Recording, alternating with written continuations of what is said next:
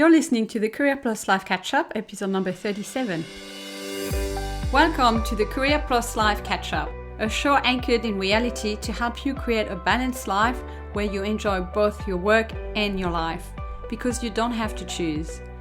I'm your host, Cecile Ferry, a corporate executive turned coach and working mom. This is your place for insights, advice, and tools to optimize your career direction, balance, and confidence. I'm so glad you're here. Let's get into it. Hello, beautiful people. It's good to be back. How are you going at the moment? I know that some of you might find these days, this month, this year to be quite challenging. So to all of you, I just want to send you a big hug and I want to send you some love and some light to get through whatever challenges you're getting through at the moment. And hopefully this podcast is a place you can come to have some inspiration, some breakthrough, and to feel a lot of positive vibes that will carry you through whatever is going on in your life right now. So I've had a couple of you asking me where I was last week and there was no podcast. The truth was I had my second vaccine for COVID and it really knocked me out. So I had to spend the day on the couch. The old me would have been totally trying to record a podcast, but the new me knows when my body says stop and no, there is no point fighting it. So it took me a few days, but I'm fully back to feeling really good and ready to inspire you with another episode today. So I wanted to talk about self-care, but not in the sense that the media talk about it. I think the term self-care has been thrown around a lot lately, especially with women, and it's been associated with what seems to me a very limited / distorted view of what it truly is. That's why I wanted here with you to talk and explore self-care with a much more holistic perspective, and I want to use my own life experience to talk you through what I have experienced about self-care, and I want to bust some of those myths and make you see it in a different way.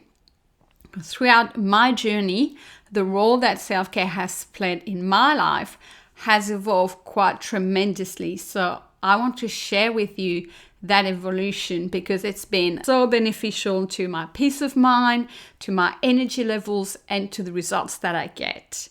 So I want this for you too. So let's dive in and let's talk about what self-care truly is.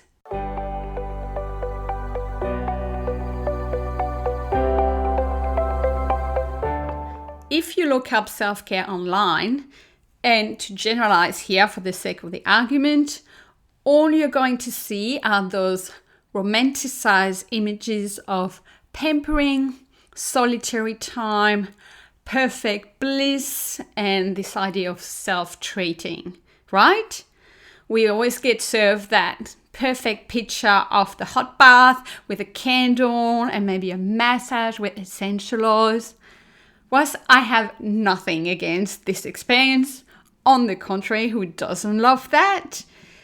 I find it's not very realistic with our current lifestyle, and that reducing self-care to something like this that is mainly physical and a bit luxurious and reserved to those lucky few isn't serving us. I can hear most women say, if only, right? Like it's a distant objective, a distant reality, or they sigh thinking that it just will never happen to them. So thanks to these beautiful images, self-care becomes a distant concept that again, many women feel like is not attainable or that they just don't deserve it. And it always feels like it's not absolutely needed, it's not essential. Or I hear that self-care costs money because it means going to a spa or on a retreat. And yes, these things, especially quality services like this, cost money. And many women I know feel uncomfortable spending money, whether they earn it or they don't earn it. And that just adds another level, another layer of complexity. And then there's this idea, therefore, that self-care is just a little bit too nice and maybe a bit frivolous and a bit too special. Because of all these perceptions, self-care, as it is portrayed, remains in the hand of what looks like an elite part of women, those who are single with money. Again, massively generalizing here, but you get my point. Because if I ask you, what do you do for self-care? What does self-care mean to you? And when was the last time you had some self-care? Just take some time to think about those questions and you will see what you perceive as self-care. Also notice what thoughts come to your mind around that topic. Typically, we may think about lack of time, lack of money, how it's not possible because of our kids, our partners, our jobs, the housework, and so on and so forth. So it's a really good question to ask yourself right now what you think about self-care when you think about your self-care and how possible it is for you. Because doing this exercise will reveal to you all your beliefs about self-care. And I recommend you write all of this down because in this episode, I'm going to bring you a completely different and much broader perspective on it.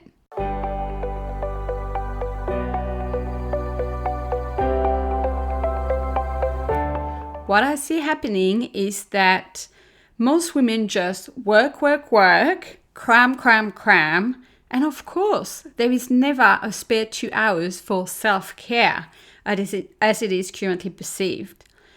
There is anxiety about the workload, about the mental load on all fronts. So there is literally no gap in the mind, no space to think about self-care and to schedule it.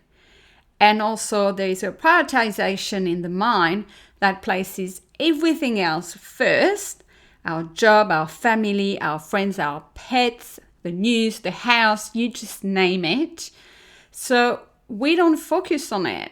And frankly, we forget about it most of the time.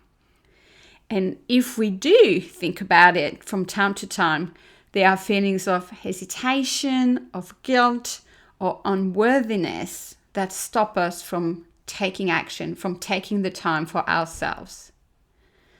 So looking at it this way, no wonder self-care isn't something we do.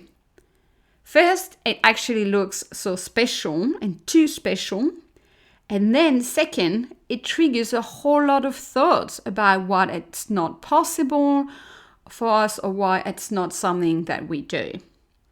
I will go all the way to say that for some of us, the idea itself of self-care does not feel safe to us. It feels too selfish, too pleasure-driven, and like there could be some backlash. It's crazy, but some of us will feel fear around self-care. In other words, self-care brings up a lot of emotions that are not so good feeling, which is so paradoxical, isn't it? We should feel good about self-care. But go back to your list and what came up for you when you think about self-care. How does it feel? What is the energy like behind those thoughts? So to sum up, the media stitches up about self-care. And then, as if it wasn't enough, then we stitch ourselves up too, because we feel we don't deserve it or it would be bad if we do. On the other hand, I also see self-care as being something different right at the other end of the spectrum. In those cases, self-care is assimilated to going with the flow or just not doing things because we may be tired.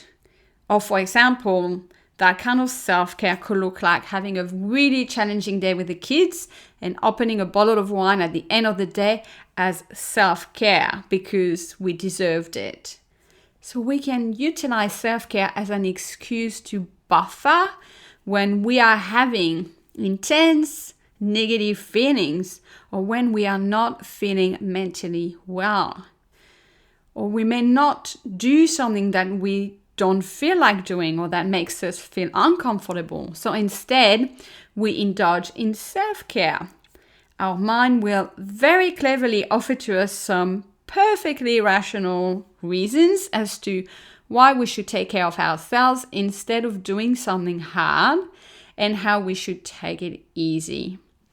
So notice the difference when self-care presents itself to you as a way to offset some pretty strong negative emotions, or as a way to not do things. So rather than self-care, it's more procrastination, laziness, or a lack of emotional management that is disguising itself as self-care. The way to know the difference is if you are doing self-care from a place of positive or negative emotions. If you're doing it because you've achieved something and you are tired because of your worthy efforts, this generates a positive emotion. But if you're doing it because you are resisting doing something, or you are like mad at your kids, it's not true self-care. It's buffering. What you need to do instead there is to look at your emotions and process them fully, so that you are not eating your emotion or feeding your emotion through some self-care activities that may not be so useful and so healthy for you.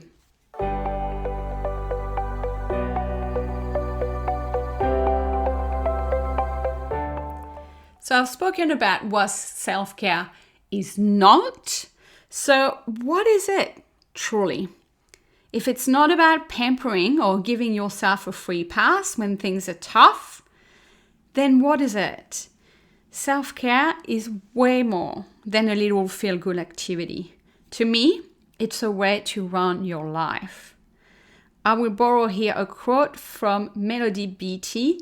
I find she sums it super well. So I'm going to read you what she says. Self-care is an attitude toward ourselves and our lives that says, I am responsible for myself. I am responsible for tending to my spiritual, emotional, physical, and financial well-being. I am responsible for identifying and meeting my needs. I'm responsible for solving my problems or learning to live with those I cannot solve. I am responsible for what I do to others and for what I allow others to do to me. I am responsible for my wants and desires. All of me, every aspect of my being is important. I count for something. I matter. I love this definition and the holistic perspective that she brings, and I truly live by it. Self-care is about taking full responsibility for yourself, showing up for yourself, and not expecting anyone or anything outside of you to give you positive emotions. Bonus if they do. But if we keep waiting on this, we are at the mercy of our circumstances and at the mercy of human beings and their fluctuations outside of us. It is our job to look after ourselves. No one else is going to do it for us, even though we would like it to be the case. We would like our partner to know our needs and to fulfill them. We would like our jobs to be understanding and provide us with balance, with money, with fulfillment. We would like our kids to be good to us and bring us those happy family moments. We would like our parents to support us and love us for who we are. See how we outsource our well-being and happiness to external things and people. Over the years, if there is one thing that I have learned, it is that I am the one who is supposed and the best placed to give myself what I need. That is why I do self-care, and I put it first. The backbone to this is understanding that we are way more important than we would initially think. Many of us have along the way of our lives moved away from our center of importance. As kids, we all felt our importance. You just need to look at a 3-year-old right now to understand they absolutely know and feel like they are important. They are purely and utterly focusing on themselves. But what happens with age? We then gradually lose that sense of importance. This could come from various factors. It could be because that sense of importance is replaced by something else that is more important, like having good grades, a good job, getting married, pleasing your parents. It could be that we have role models, typically our parents, who model this for us by never taking time for themselves, not taking care of their own need, always putting others first, like their kids or their jobs or earning a living. We could lose that sense of importance because we get told or we get the message that we are not important, that our needs don't matter. This can be denied to us because maybe someone else's needs have been placed ahead of ours, or our needs have been devaluated, downgraded in our mind from what we are being told. Or this could be because there are some cultural or religious factors at play that place other people or spiritual divinity ahead of yourself. So as a result, most of us grow up into adults that place other people or things as of primary importance, or sometimes they place a divinity as more important than themselves. But the result is the same. We place ourselves last. It doesn't mean we are unimportant, it's just in the way we rank that importance. We feel like we are of lesser importance. And this, my friend, drives all your behaviors and your thoughts about self-care. It's not that you don't have the time or the money. It is that you don't realize how important you are and that you don't understand that you have a higher responsibility towards yourself than towards others. Does it sound groundbreakingly new to you? You may want to rewind and re-listen to this and take time to sit with this. Consider how that hierarchy of needs you have inside of you is probably tipped towards other people first and to you last. It's time to reverse that pyramid, to switch it on its head. And you know why this is right? Because when you do things for others, at times you feel anger, resentment, regret within yourself. Why? Because your needs matter more than others' needs. Otherwise, you wouldn't feel any of that. You would just be okay with it. So this is the exact indication, the exact feedback to prove that you matter a lot more than what you initially thought or were led to believe.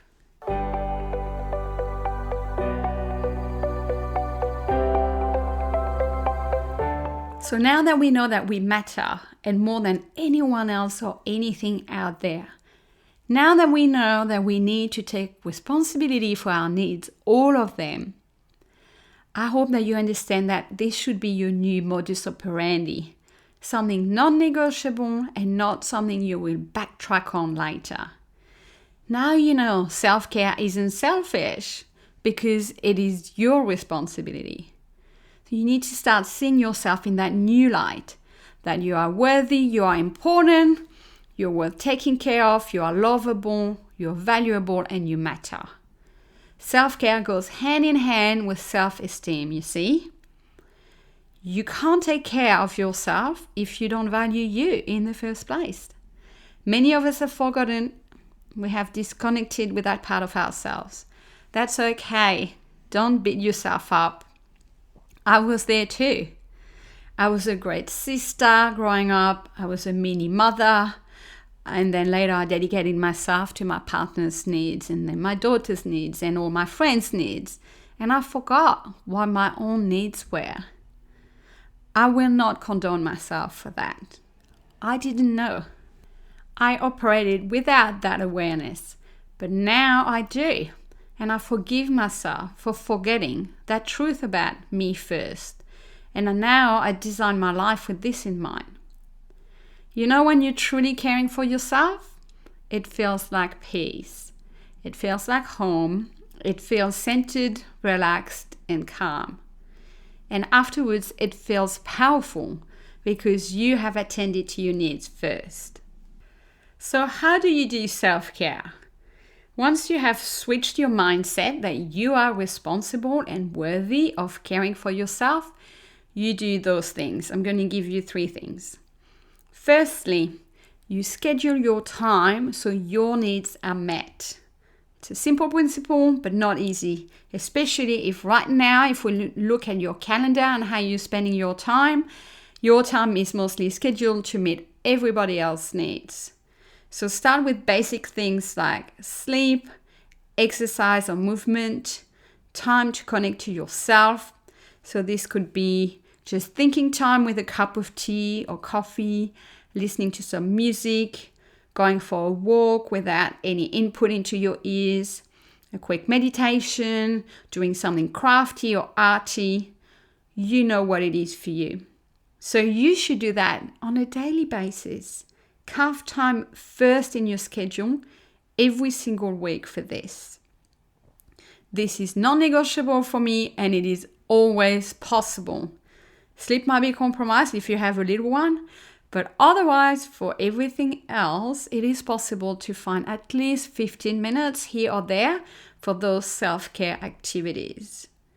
So start building them into your calendar from now on for every single week onwards. Secondly, you need to say no, because you need to look at where you take responsibility for others, wanting to help, to give, to serve. You're typically quick to say yes because you want to, and that is where you need to beat your currently familiar tendencies. Remember how you matter more. This is tough, especially at the beginning. I know. I have been saying no to more and more people lately. Been saying no to clients who want a different date, to friends who want to catch up, to my daughter who wants to do more, to my family who want to Skype, to people who send me opportunities.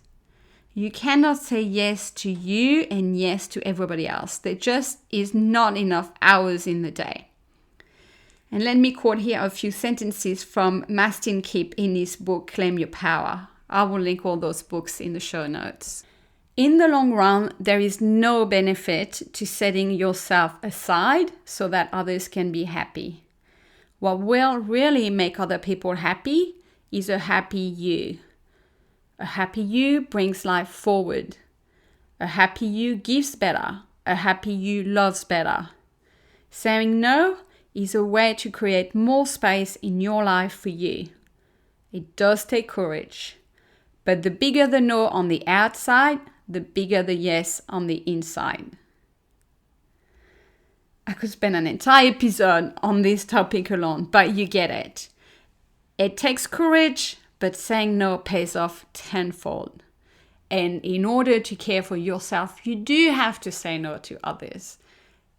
And then you can say yes to them later from a full cup where you have attended to your needs. And my third tip for you when it comes to how to do self-care is to invest your time on activities that give you that holistic well-being, be it mental, physical, emotional, financial, or spiritual. So yes, a hot bath and a massage ticks the box here, but it could be so many other things. Self-care could literally be sitting down to pay your bills or going through your expenses and analyzing them so you have peace of mind that you know things are taken care of or you know where your money is going. It's really about spotting what causes you distress, tension, anxiety, and tackling it. Yes, there is still the traditional sense of resting and pampering and relaxation, but self-care is much more than that. It can be all those little things that annoy you, cause you stress or frustration. So what you need to do today is start listing all of these as they come up throughout your days and start tackling one each week. And it's like a snowball. You start small and then you will feel like doing more and more for yourself. And one question that you can really use to help you know what activities you need is simply ask yourself, what is it that I need today? What does myself, my inner self, need? At times it's even, what is my inner self crying out for? But just ask yourself that question and listen to the answer. I guarantee you, I do this all the time and you have the answer. But we typically don't ask ourselves that question. We do outside and we don't sit with ourselves. So start practicing that question, write it on a post-it note next to you every day. What is it that I need right now? What is it that I need today? And give that to yourself.